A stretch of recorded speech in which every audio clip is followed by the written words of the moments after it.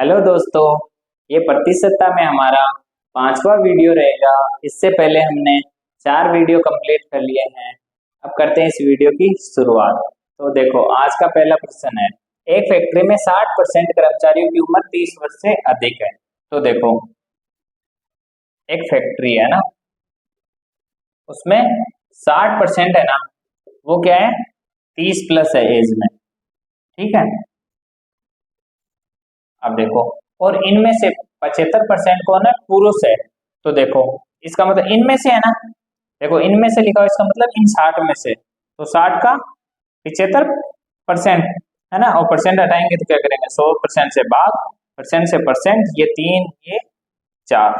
ठीक है, ये काट देगा 15, तो ये कितना आ गया, 45%। इसका मतलब पुरुष कितने हैं, 45%। 60 में से 45 पुरुष है, तो महिलाएं कितनी है, 15%। अब देखो, यदि 1350 पुरुष कर्मचारियों की उम्र 30 वर्ष के ऊपर है, तो देखो 30 वर्ष से ऊपर कितने हैं, परसेंट में वैल्यू कितनी दी हुई है, 45 अभी हमने निकाली, और इसका मान कितना दिया हुआ है, 1350। ठीक है, और हमसे क्या पूछा है, फैक्ट्री में कुल कर्मचारी, तो कुल कर्मचारी कितने होते हैं, हमने 100% माना, उसमें से 60% तो कौन है, 30 प्लस वाले, और 40% कौन है, 30 से छोटे या 30 के। ठीक है, तो देखो, और 100% की हमसे वैल्यू पूछी है, तो परसेंट से परसेंट कट गया। ये देखो, 45 को 3 बार काट देगा, तो हमारी आंसर क्या जाएगा, हमारा 3000 आ जाएगा। ठीक है, अब देखो, एक बार इसको एग्जाम अप्रोच से भी देख लेते हैं। देखो, दिया हुआ है 60% कर्मचारी की उम्र 30 वर्ष से अधिक है। ठीक है, कितनों की, 60% की। ठीक है, और इनमें से 75% पुरुष है, तो देखो 75% इनमें से पुरुष है, तथा शेष महिलाएं हैं। ठीक है, 1350 पुरुष कर्मचारियों की उम्र 30 वर्ष से अधिक है। तो देखो, ये निकाल लेते हैं, कितना होगा, परसेंट हटाएंगे तो 100% से भाग दे देंगे, परसेंट से परसेंट कट गया, ये 3 ये 4, ये इसको काट देगा कितनी बार, 15 बार, तो ये कितना हो गया, 45। इसकी वैल्यू हमें दी हुई है कितनी, 1350, और हमें पूछा क्या है, 100% की वैल्यू, परसेंट से परसेंट चला जाएगा, ये इसको 3 बार काट देगा, और हमारा आंसर क्या जाएगा, 3000। ठीक है, अब करते हैं अगला सवाल। तो अगला सवाल हमें दिया हुआ है, 1 घंटे का y%, 1 मिनट 12 सेकंड है, तो y किसके बराबर है, हमें y का मान पूछा है। ठीक है, अब देखो, 1 घंटे का y% किसके बराबर है, 1 मिनट और 12 सेकंड के बराबर है। अब देखो, हमें y% का मान चाहिए, तो देखो इसको भेज देते हैं इधर। ठीक है, अब देखो, इनकी यूनिट हमें सेम करनी पड़ेगी, वरना ये कटेंगे नहीं। तो देखो क्या करते हैं, इन सबको सेकंड में बदल लेते हैं। तो देखो, 1 मिनट में कितने सेकंड होते हैं, 60, 12 सेकंड हमें दिए हुए, और 1 घंटे में देखो, मिनट में बदलेंगे तो 60 से गुणा कर देंगे, सेकंड में बदलेंगे तो फिर से 60 से गुणा कर देंगे, तो ऊपर तो आ गया 72, और नीचे कितना आ गया, 3600। और यही वैल्यू हमें परसेंट में पूछी है। देखो भाई, परसेंट पूछा है, तो परसेंट लगाने के लिए क्या करेंगे, 100% से गुणा। अब देखो, 2 जीरो से 2 जीरो कट जाएंगे, इसको काट देगा 2 बार, तो हमारा आंसर कितना आ जाएगा, 2%। ये हमारा आंसर है। अगला सवाल हमें दिया हुआ है, एक संख्या से जब 15 घटाया जाता है, तो वह घटकर 80% हो जाती है।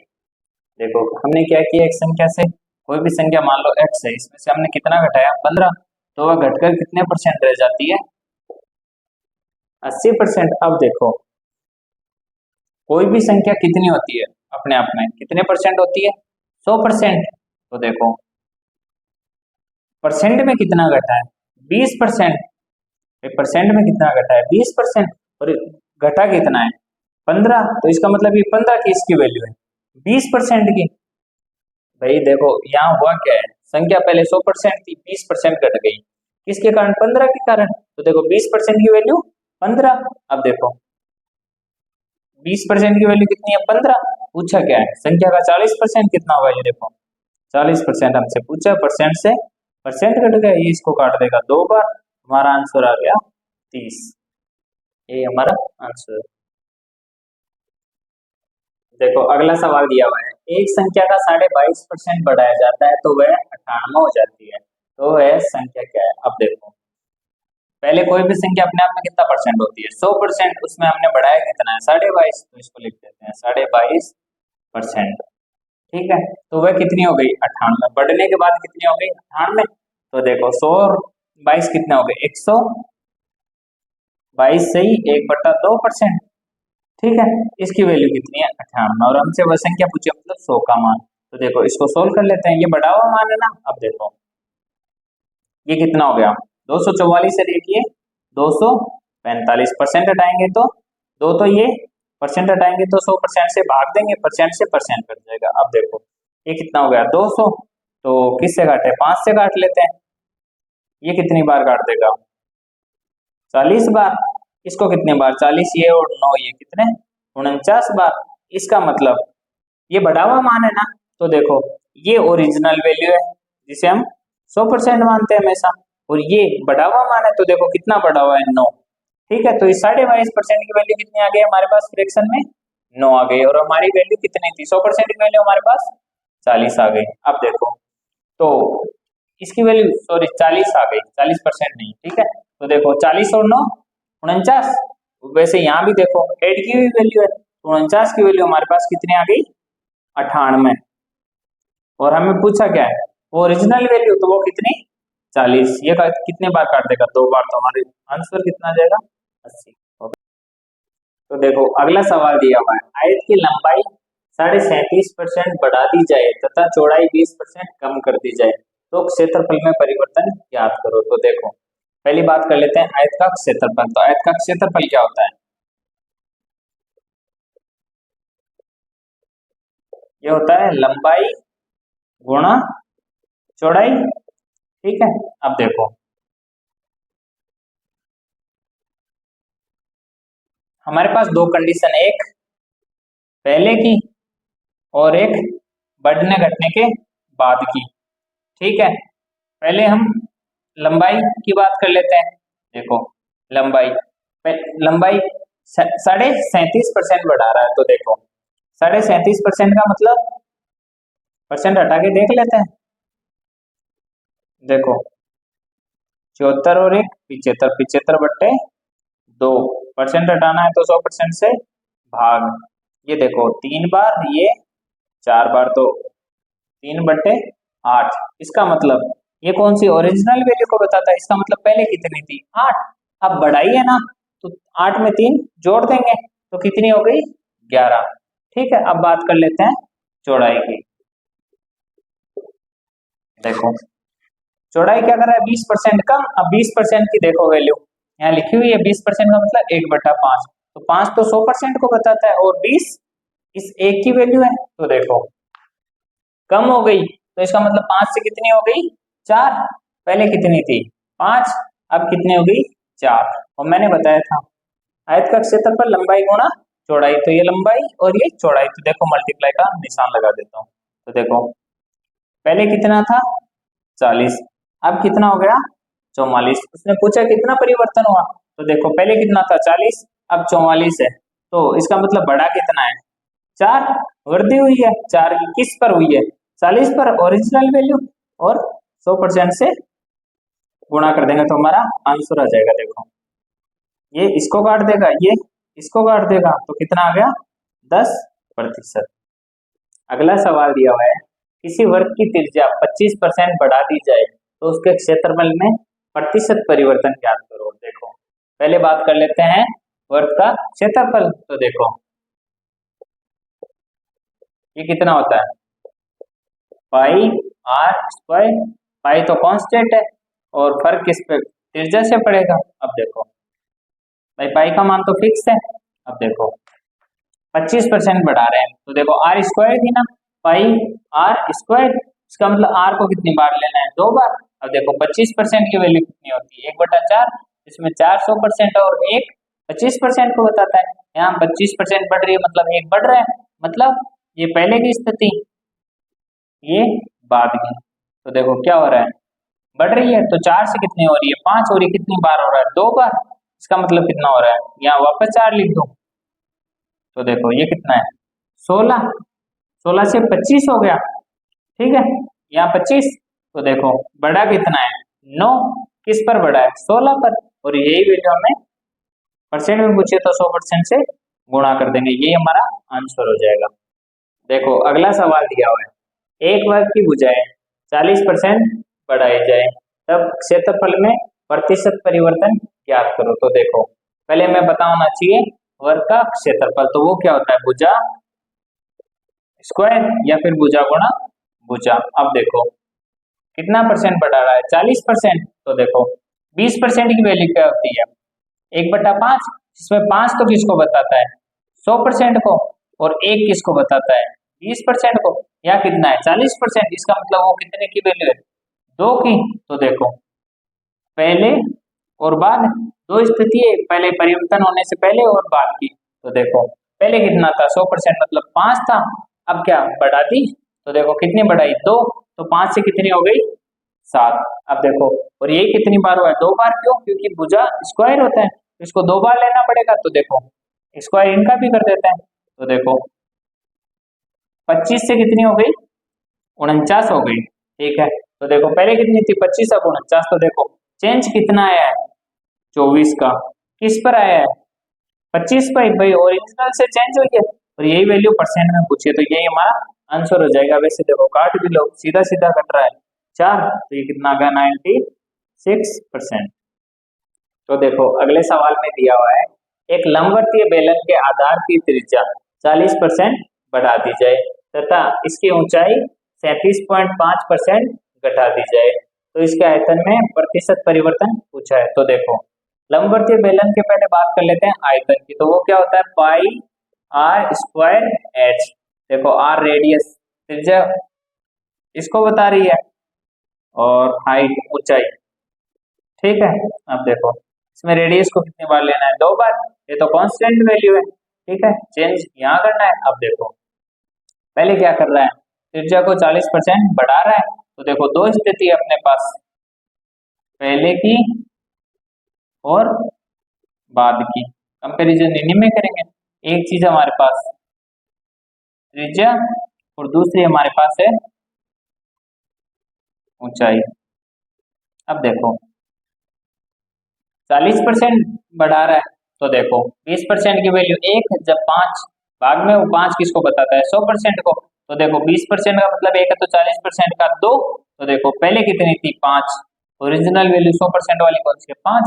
अब देखो 40% बढ़ा दी, इसका मतलब 2 बढ़ा दी, तो कितनी हो गई 7, ठीक है। अब देखो हाइट पर बात करते हैं, 37.5% घटा रहा है, तो देखो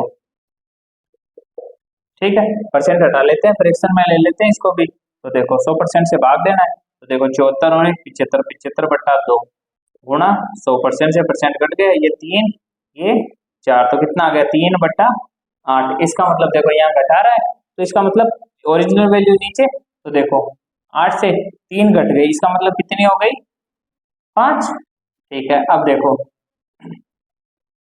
फॉर्मूले से हमें पता है कि रेडियस को कितनी बार लेना है 2 बार, तो देखो मैं एक बार और लिख देता हूँ 5 और 7।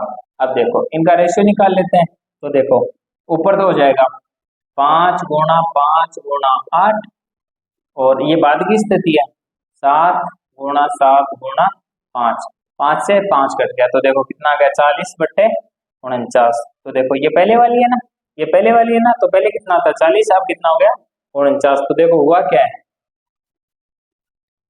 9 बढ़ा है, देखो कितना बढ़ा है 9 बढ़ा है, किस पर बढ़ा है 40 से, तो देखो 40 पर बढ़ा है, ठीक है। और परसेंट में से तो 100% से गुणा कर देंगे, 0 से 0 कट गया, कितना आ गया 90/4। आगे भी थोड़ा सोल्व कर लेते हैं, देखो 45/2, इसका मतलब 22.5%। तो देखो अगला सवाल हमारे सामने है, एक आदमी प्रत्येक माह अपने वेतन का एक निश्चित भाग बचाता है ताकि 1 साल में वह एक कार खरीद सके, तो ज्ञात करो कि उसे अपनी बचत में कितने परसेंट की वृद्धि करनी चाहिए कि वह कार को 9 महीने में खरीद सके। देखो एक आदमी है, उसे एक कार लेनी है, ठीक है, और वो क्या कर रहा है हर महीने कुछ पैसे बचा रहा है ताकि वो 1 साल में ले सके। इसका मतलब वो कितनी किस्त मान लो या कुछ भी मान लो, वो कितनी टाइम इकट्ठा कर रहा है 12 बार, एक साल में 12 महीने होते हैं, तो देखो वो 12 किस्त मान लो आप, ठीक है, इकट्ठा कर रहा है। अब देखो, अब वो क्या चाह रहा है कि कार को कितने दिनों में खरीद ले, 9 महीनों में, ठीक है। अब वो चाह रहा है पहले 12, अब वो 9 ही बार इकट्ठा करना चाह रहा है 9 महीने में, ठीक है। अब देखो, लेकिन मूल्य तो कार का क्या रहेगा, समान रहेगा भाई, मूल्य तो क्या रहेगा कार का, समान रहेगा। अब देखो, तो उसे बचत में वृद्धि करनी है, तो वो परसेंट में वही पूछी है। तो देखो, अगर ये मानो कि मूल्य समान आएगा, तो देखो इनको बराबर करने की कोशिश करते हैं, तो इसको तो मैं 9 से गुणा कर दूं और इसको 12 से, ठीक है। तो ये तो हो गई मान लो, इसको तो मैं किस्त नाम दे दूं ताकि समझने में आसान हो जाए, ठीक है। और ये वो रुपए हैं, ठीक है। तो इन दोनों को मिला के हमारा कार का मूल्य निकलेगा। और यहाँ भी वही सिचुएशन है, देखो यहाँ भी 108 हो रहा है और यहाँ भी 108। इसका मतलब अगर वो पहले 9 रुपए इकट्ठा कर रहा था, तो अब उसे कितने इकट्ठा करने पड़ेंगे, 12, ठीक है। तो अब देखो कितने ज्यादा इकट्ठा करना पड़ रहे हैं, 3 रुपए, किससे ज्यादा करने पड़ रहे हैं, 9 से। और यही वैल्यू हमसे परसेंट में पूछी है, तो देखो ये कितना हो गया, 1/3। और 1/3 की वैल्यू क्या होती है, 33 सही, 1/3%। एक बार थोड़ा सा वापस बताता हूँ, देखो हम इनको एक बार किस्तों के तरीके से ले लेते हैं, ठीक है।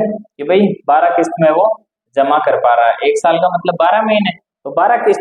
तो देखो पहले 12, अब वो चाह रहा है वो 9 ही किस्तों में या फिर 9 बार में इकट्ठा कर ले। अब देखो मूल्य तो कार का समान है, इसका मतलब यहाँ बराबर करना है। तो देखो इन दोनों बराबर कैसे करेंगे, इसको तो मैंने 9 से गुणा कर दूं और इसको 12 से, ठीक है। ये अगर किस्त है, ये रेट है, तो ये कार की रेट आ जाएगी भाई, ये कुछ वो पूंजी जो भी इकट्ठा कर रहा है वो है, ठीक है। तो देखो इसका मतलब पहले वो इकट्ठा 9 रुपए कर रहा था, 12 करनी पड़ेगी। तो देखो क्या करना पड़ेगा, 3 बटाना पड़ेगा, किस पर बटाना पड़ेगा, 9 पर। और यही परसेंट में पूछा है। तो देखो ये कितना हो गया, 1/3, और इसकी वैल्यू हमें पता है कितनी होती है, 33 से 1/3%। तो देखो अगला सवाल दिया हुआ है, एक व्यक्ति किसी संख्या को 3/5 के स्थान पर 7/4 से गुणा कर देता है, तो परिणाम में प्रतिशत परिवर्तन ज्ञात करो। तो देखो ऐसा सवाल जब भी हमारे सामने आएगा, हम क्या करेंगे, एक बार इन दोनों भिन्न को लिख लेते हैं। गुणा किससे करना था, 3/5 से, ये कौन सी वैल्यू है, ओरिजिनल वैल्यू, ठीक है। और कर किससे दिया, 7/4 से, ठीक है। अब देखो ऐसा सवाल जब भी दिखे, तो हम इन नीचे वाली संख्याओं का एलसीएम ले लेंगे और उससे गुणा कर देंगे। तो देखो एलसीएम कितना आ रहा है, 5 और 4 का कितना आएगा, 20। भाई कुछ कॉमन तो है नहीं, तो मल्टीप्लाई कर देंगे डायरेक्ट, 20 आ गया। तो देखो इसको भी 20 से गुणा कर लेते हैं और इससे इसको भी 20 से गुणा कर लेते हैं, ठीक है। हम उस संख्या को कितना मान लेते हैं, 20 मान लेते हैं, ठीक है। तो देखो इसका मतलब पहले रिजल्ट क्या आना चाहिए था, 12, लेकिन देखो उसने गलती से क्या कर दिया, 7/4 से गुणा कर दिया। तो देखो उसका आंसर कितना आ गया, 33 आ गया। तो देखो पहले ये था, अब ये हो गया गलती से। तो देखो परिवर्तन कितने का हुआ है, कितने का हुआ है, 23 का, किस पर हुआ है, 12 पर। और यही हमें परसेंट में पूछा है, ठीक है। तो यही हमारा आंसर हो जाएगा।